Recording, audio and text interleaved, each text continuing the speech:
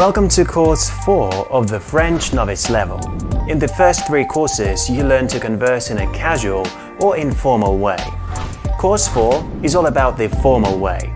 In English, the second-person subject pronoun is always you, no matter how many people you are talking to, and regardless of whether you know them or not. In French, there are 2 different words for you, the familiar you and the formal you. The familiar you is what you have learned so far in the first 3 courses. It is informal and used when speaking to friends, colleagues, relatives, kids, or young people in general. In this course, you will learn the formal you. It is used to show respect or maintain a certain distance or formality with someone.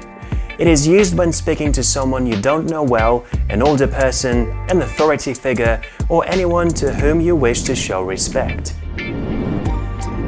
Finally, you will learn how to use titles in French such as Sir, Mr., Miss, Gentleman, Ladies, etc.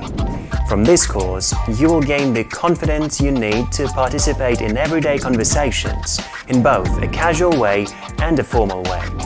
So, let's get started.